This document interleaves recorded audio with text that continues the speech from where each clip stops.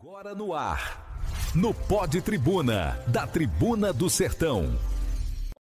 Olha, imagina só a situação. Um ex-presidente, sabe, em prisão domiciliar e, de repente, some. Some do monitoramento eletrônico. Some como? Por um dia e meio. 36 horas, com a tornozeleira desligada. Parece coisa de filme, né? Mas aconteceu. Como? E, mais importante, qual é a explicação para isso? Complicado, hein? Pois é. Bem-vindos à nossa análise de hoje. A gente vai mergulhar a fundo na justificativa que o ex-presidente Fernando Collor apresentou ao Supremo Tribunal Federal, o STF, sobre essa falha, no mínimo esquisita, no monitoramento dele. Uma falha bem longa, né? 36 horas. Exato. E a gente está se baseando numa notícia que saiu fresquinha hoje mesmo, dia 27 de outubro de 2025. Ela detalha bem o incidente e a defesa que foi montada. Ok. Nossa fonte principal é essa reportagem mesmo. Ela conta o período certinho que a tornozeleira ficou offline, a reação do STF quando soube, e soube com atraso, viu? E a resposta que os advogados do Collor protocolaram lá. Entendi. Então a notícia cobre tudo, desde o fato até a defesa. Isso. E a nossa missão é entender não só o que rolou, mas por que rolou. Pelo menos na segunda versão da defesa e, claro, o que pode acontecer com o ex-presidente por causa disso. Ok, então, vamos lá, vamos desembrulhar essa história. Vamos lá. O ponto central é esse. A tornozeleira eletrônica do Fernando Collor simplesmente parou de funcionar. Ficou inoperante por 36 horas seguidas. É muito tempo, né? Para algo que devia vigiar ele o tempo todo. É tempo demais. 36 horas. Olha, esses sistemas são feitos para alertar quase na hora se tem algo errado. Tipo interrupção de sinal, bateria acabando. Uma janela desse tamanho levanta um monte de perguntas. Foi o aparelho? Foi o procedimento? Ou, sei lá, outra coisa. E tem o período exato registrado. Começou às 9h05 da manhã do dia 2 de maio e só voltou a funcionar às 21h23 da noite do dia 3 de maio. Quer dizer, atravessou um dia inteirinho e mais um pedação de outros dois. Nossa. E o que deixa tudo ainda mais delicado, digamos assim, é quando isso aconteceu. A notícia diz que foi bem no comecinho da prisão domiciliar dele. Logo nos primeiros dias. Exatamente. Geralmente, nesse começo, a atenção é redobrada, né? Tanto de quem está sendo monitorado quanto do próprio sistema. Era para estar tudo funcionando perfeitamente. Faz sentido. E olha que curioso. Essa história toda só veio à tona agora, em outubro de 2025. Foi quando o ministro Alexandre de Moraes soube. Quem informou foi a Secretaria de Ressocialização lá de Alagoas. Peraí, o incidente foi em maio e só informaram o STF em outubro. Isso mesmo. Essa demora toda, de maio até outubro, que chamou a atenção do ministro. Aí ele pediu explicações formais para a defesa do Collor. Essa demora na comunicação entre o órgão lá de Alagoas e o STF. Isso, por si só, já é algo a se olhar com lupa, né? Porque é um evento que potencialmente é grave, 36 horas sem monitoramento, demorou meses para ser comunicado oficialmente para o Tribunal Superior. É uma boa pergunta. Pode indicar falha no processo, né? Ou talvez até uma tentativa, sei lá, de minimizar a coisa lá no nível local.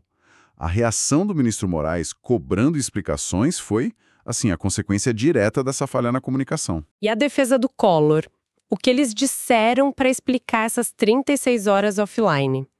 A tese principal é que o aparelho ficou sem bateria e o ex-presidente não percebeu. Ah, o clássico não percebi. Exato. Foi isso que os advogados disseram oficialmente ao STF. E é aqui que a coisa fica bem interessante. Essa alegação de não percebi, ela é até comum nessas situações, sabe? Mas ela precisa vir acompanhada de provas, de argumentos fortes. Porque, no fim das contas, a responsabilidade principal por manter o aparelho funcionado, carregado e tudo mais é de quem está sendo monitorado. Sim, claro. O primeiro argumento deles vai nessa linha. Negam totalmente qualquer intenção de burlar o sistema. Usaram a expressão não passou de um incidente involuntário. Querem tirar qualquer ideia de que foi de propósito, sabe? A questão da intenção é tudo aqui. É crucial. Se o STF achar que teve dolo, ou seja, que foi de propósito para descumprir a medida, aí a consequência pode ser a pior possível, que é mandar ele de volta para a prisão, para o regime fechado. Entendi. Agora, se considerarem que foi culpa, tipo negligência ou só um problema técnico mesmo, aí a decisão pode ser diferente. A defesa, claro, foca estrategicamente em dizer que foi um acidente. Outro ponto que eles levantaram foi sobre a bateria. Dizem que quando instalaram a tornozeleira, informaram que a carga duraria de 24 a 72 horas. Só que, segundo eles, na prática, não foi bem assim. E a bateria acabou antes do que ele esperava. Essa faixa de 24 a 72 horas é bem elástica, né? Dá margem para muita coisa. Sugere que a durabilidade pode variar muito, dependendo do uso do sinal, até da idade do aparelho. É verdade. A defesa usa essa variação a favor dela, claro. Tenta dizer que a bateria acabar antes foi uma falha do equipamento, não dele. Seria interessante saber se essa faixa é padrão para todo mundo, ou se teve algo específico no caso dele, né? E para reforçar essa ideia de problema técnico, eles dizem mais, que o aparelho não deu nenhum sinal. Nada. Nem luz piscando, nem barulho, nada indicando que a bateria estava fraca e precisava carregar. Isso é relevante. Basicamente, a defesa pergunta, como ele ia saber que tinha que carregar se o aparelho não avisou? Olha, esse é um argumento tecnicamente forte. Se eles conseguirem provar, talvez com uma perícia no aparelho, olhando os registros do sistema, que os alertas de bateria fraca realmente não funcionaram, isso ajuda muito a tese de falha do equipamento. Com certeza. Porque a responsabilidade dele, do monitorado, parte do princípio que ele vai ser avisado quando precisar fazer algo, como carregar. Se não teve aviso, a falha pode ser do aparelho ou do sistema mesmo. Faz todo sentido. A defesa também usou um outro argumento, o do período de adaptação, como eram os primeiros dias dele com a tornozeleira em casa. A adaptação inicial. Isso. Eles dizem que o Collor ainda se adaptava aos novos procedimentos e às rotinas de cuidado e atenção que a tornozeleira exige. Ou seja, ele ainda estava, pegando o jeito da coisa. Entendo o argumento da adaptação. É compreensível, ainda mais nos primeiros dias.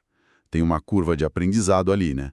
Para lidar com a rotina de carregar, entender os sinais, se acostumar com o aparelho no corpo. Sim. Só que a justiça geralmente pensa assim: beleza, tem adaptação, mas a pessoa recebeu um benefício, que é a prisão domiciliar. E com o benefício vem a responsabilidade. Espera-se um cuidado mínimo desde o primeiro dia. A questão é, quanto tempo dura essa adaptação aceitável? E ela justifica uma falha de 36 horas. O STF vai ter que pesar isso aí. Não é simples. E tem um último argumento deles que mexe mais com a lógica. A defesa questiona por que raios o Collor ia arriscar perder a prisão domiciliar humanitária que ele tinha acabado de conseguir, desrespeitando as regras logo de cara. Não faria sentido para ele. Exato. Eles dizem que não há qualquer razão plausível para se cogitar isso. Seria irracional, segundo a defesa. Esse argumento da racionalidade é interessante. Tenta pintar um quadro de que seria um tiro no pé para o próprio Collor violar as regras tão cedo. É uma forma de combater a suspeita de má-fé usando a lógica do interesse pessoal dele. É um argumento mais subjetivo, claro, mas busca influenciar como o juiz vai ver a intenção dele. Entendi. Mas, a história tá cheia de casos onde as pessoas agem de forma que parece irracional ou contra os próprios interesses. Verdade. E para tentar provar que não teve má-fé, que agiram assim que souberam do problema, a defesa juntou uns documentos no processo. São cópias de conversas de aplicativo. Conversas de Zap? Parece que sim, entre um assessor do Collor e o pessoal do Centro de Monitoramento Eletrônico. Essas conversas, segundo a defesa, mostram que assim que o centro avisou o assessor que estava sem sinal, o aparelho foi colocado para carregar imediatamente. Mostrar essas conversas é uma tentativa de demonstrar boa-fé e cooperação. Depois que foram notificados, mostra que, quando souberam, agiram para corrigir. Exato. Isso pode ajudar a diminuir a ideia de negligência contínua, ou que tentaram esconder o problema. Mas não apaga as 36 horas que o aparelho ficou desligado antes disso. né? A questão principal continua. Por que ficou tanto tempo desligado e por que não perceberam antes, nem ele nem o sistema? Exatamente. E só para contextualizar para quem talvez não esteja lembrando de todos os detalhes, por que mesmo o ex-presidente Collor está nessa situação prisão domiciliar tornozeleira? Olha, o fascinante aqui, no sentido da complexidade jurídica e política da coisa, é entender esse contexto. O Fernando Collor foi condenado, né, pela segunda turma do STF. A pena foi de 8 anos e 10 meses de reclusão. E os crimes? Corrupção passiva e lavagem de dinheiro. Isso tudo ligado àquelas investigações da Operação Lava Jato, mais especificamente num esquema envolvendo a BR Distribuidora. Então, ele não está numa prisão comum, num presídio. Não, não está. Por causa da idade dele e talvez outros fatores que o tribunal considerou, ele conseguiu o direito de cumprir a pena em regime domiciliar. Ele está na casa dele, lá em Maceió, Alagoas. E a tornozeleira entra aí como? A tornozeleira é a ferramenta que a justiça usa para garantir que ele fique onde tem que ficar, nos limites geográficos definidos e que cumpra as outras regras desse regime domiciliar. É basicamente a garantia de que as regras estão sendo seguidas, sabe? Entendi. E quais são os riscos reais para ele agora? Se o STF não aceitar essa explicação da bateria, do não percebi... Bom, se a gente conectar isso com as regras gerais de execução da pena, as implicações podem ser bem sérias. A lei e as decisões dos tribunais são claras nisso. Se a pessoa descumprir as condições da prisão domiciliar sem uma boa justificativa... E manter a tornozeleira funcionando é uma condição básica, né? Exatamente. Manter carregada, funcionando, é um mínimo. Se isso for descumprido sem justificativa aceitável, pode levar à revogação do benefício. Revogação significa? Significa que o STF pode decidir que ele perde o direito à prisão domiciliar. E aí ele teria que ser transferido para cumprir o resto da pena em regime fechado, numa unidade prisional mesmo. Nossa! Considerando os crimes pelos quais ele foi condenado e o tamanho da pena, seria um cenário bem ruim para ele. Imagino. E aquela questão da demora na comunicação entre Alagoas e o STF, isso pode pesar de alguma forma na decisão final? Pode pesar, mas indiretamente, eu diria. Olha, a responsabilidade principal pela falha no monitoramento é de quem usa a tornozeleira, certo? Mas a demora do órgão estadual para comunicar um fato tão relevante para o STF, isso levanta dúvidas sobre a eficiência ou cuidado do próprio sistema de fiscalização lá em Alagoas. Entendi. Se o órgão que devia fiscalizar demora meses para reportar uma falha grave, a defesa pode tentar usar isso, sabe? Argumentar que o próprio sistema tem suas falhas, o que talvez tenha contribuído para a situação toda. Mas, juridicamente falando, a responsabilidade final pelo aparelho é do usuário. A falha administrativa lá de Alagoas é outra história que pode gerar problema para eles lá dentro, mas não livra necessariamente o Collor. Certo, vamos tentar analisar um pouco mais esses argumentos da defesa, pensando no que a notícia traz. Essa história de variação da bateria, falha nos alertas, são coisas que podem acontecer mesmo com esses aparelhos. É plausível. Sim, são plausíveis. Com certeza. Equipamento eletrônico, né? Por mais moderno que seja, falha. Bateria pode dar problema, durar menos, descarregar mais rápido com sinal ruim ou calor. Sistemas de alerta, luz, som também podem falhar. O ponto-chave não é só se é possível acontecer em geral, mas se aconteceu nesse caso específico. Provar que aconteceu ali, né? Exato. A defesa alega. Mas o ideal seria ter uma análise técnica daquela tornozeleira específica para confirmar se realmente não teve alerta, se a bateria se comportou de forma estranha. E o argumento da adaptação, ele se sustenta na justiça? O que disse antes é um fator que pode ser levado em conta, mas tem limites. A justiça até entende que existe um período de ajuste no começo. Só que, quando se concede a prisão domiciliar com tornozeleira, a pessoa recebe instruções claras, né, sobre como usar, como cuidar do aparelho. Sim, tem todo um procedimento. A responsabilidade é enfatizada desde o início. Então, alegar adaptação para justificar 36 horas offline pode ser que o tribunal ache pouco.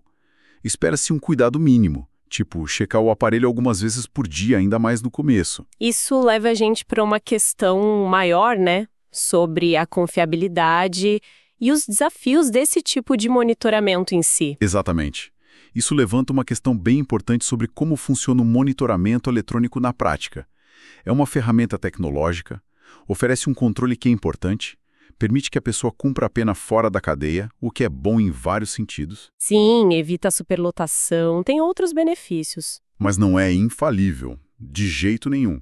Depende da tecnologia funcionar direitinho, depende do sinal de celular, do GPS, depende dos sistemas de alerta e, fundamentalmente, depende da cooperação e da responsabilidade da pessoa que está sendo monitorada. Fica meio que um jogo de responsabilidades ali entre a máquina e a pessoa. Precisamente, onde que termina a falha técnica e onde começa a negligência da pessoa. Como o sistema lida com área sem sinal? Quais são os protocolos certinhos quando dá um alerta? Avisam a pessoa na hora? Tem um tempo para ela responder? Esse caso do Collor, com essa interrupção longa e a justificativa que lhe deu, bota o dedo na ferida dessa interação complexa. É verdade. Mostra que, mesmo com toda a tecnologia, o fator humano, tanto de quem monitora quanto de quem é monitorado, ainda é decisivo. E falhas em qualquer um desses pontos podem ter consequências bem sérias. Então, tentando amarrar as pontas aqui. A gente teve um ex-presidente, a tornozeleira dele ficou desligada por 36 horas, bem no início do cumprimento da pena em casa. Em tempo. A defesa diz que foi um acidente. A bateria acabou sem avisar, ele não viu, estava se adaptando. Anexaram até umas conversas para mostrar que assim que souberam, correram para resolver. Mas, né, a pergunta fica, essa explicação convence? A decisão final e o futuro imediato do Collor, se continua em casa ou não, está nas mãos do STF. Exato. E a relevância disso tudo, que vai além do caso dele, é justamente essa. Esse caso ilumina os desafios bem práticos do sistema de monitoramento eletrônico aqui no Brasil. É uma tecnologia que está sendo cada vez mais usada. Muito mais, né? Sim, mas ela exige procedimentos que funcionem, comunicação rápida e eficiente entre os órgãos, e que fique muito claro de quem é a responsabilidade pelo quê. Em casos assim de gente conhecida, qualquer falha, seja no aparelho, no procedimento ou essa demora para comunicar ao STF, ganha uma dimensão enorme. Acaba expondo as fragilidades do sistema para todo mundo ver. Vira quase um estudo de caso sobre os limites e as complicações dessa forma de vigiar. Bem colocado. Isso deixa a gente com uma provocação final para pensar, algo que vai um pouco além do processo em si. A tecnologia de monitoramento evoluiu muito, mas até que ponto ela é realmente a prova de falhas? Falhas de software, de hardware ou mesmo brechas nos protocolos de comunicação. E, do outro lado dessa moeda, qual deve ser o peso exato da responsabilidade de cada um na manutenção e no bom uso dessa tecnologia? Especialmente quando a liberdade da pessoa depende disso, e cada passo dela está, teoricamente, sendo vigiado de perto pela justiça. Onde que a gente traça a linha entre um incidente técnico que dá para perdoar e uma negligência que não dá? Essa tensão, sabe? Entre a ferramenta de controle e a conduta de quem está sendo controlado. É algo que a sociedade e a justiça precisam continuar debatendo. No Pod Tribuna você confere os comentários mais quentes do dia, com bastidores, análises afiadas e o que realmente importa na política, nas ruas e nos corredores do poder.